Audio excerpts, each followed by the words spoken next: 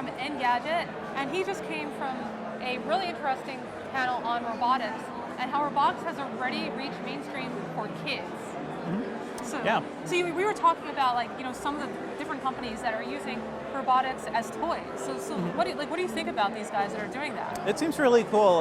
There's a company called Ozobot that's using really tiny robots to teach kids how to program, and That's awesome. It's really cool. Like you can put marker lines down on paper, and the robots will follow them and follow simple commands. Wow. And they can even program robots with things with an iPad app, or even like a website that you could hold the robot up to and just program it like that.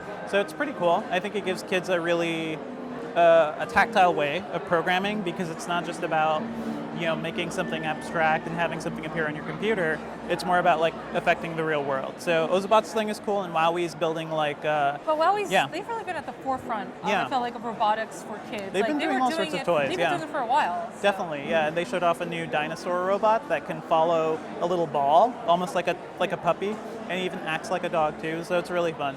So to me, it's really interesting to see how these companies are approaching robotics for kids, especially when I don't think adults are really as interested in robots, It's true. When I hear about robots, I think of Cylons. Right, yeah, Cylons. And I think We're too worried. Or the Terminator, right? Yeah. I feel very apprehensive, and children are probably just oh, it's really cool, and they get really interested into the science. Yeah. So it'll be interesting to see how kids this generation grow up loving and enjoying robots. Speaking of which, where do you see, when do you think we'll reach the point where adults can embrace robots? I mean, I think it's happening slowly, and one topic we brought up during the panel was that as they become more functional and they do more things, adults may embrace them more. I love my Roomba because it does something very specific and I know how it works.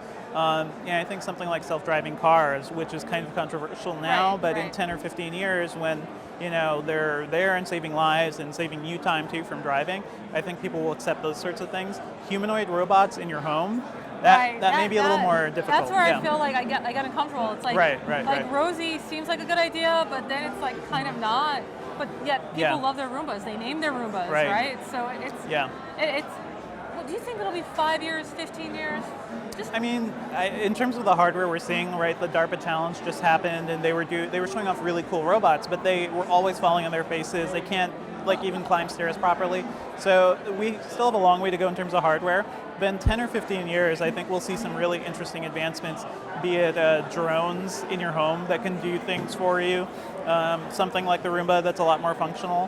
One idea one of the panelists brought up was your dishwasher is basically a robot, but wouldn't it be great if something can actually load the dishwasher and unload it? That would be amazing. That's the best, right? I'm signing up for that. So I think everybody would buy that, yeah. Cool. Well, thank you so much. Thank you. I'm Helena Stone. This is CE Week, and we have a lot more coming up next.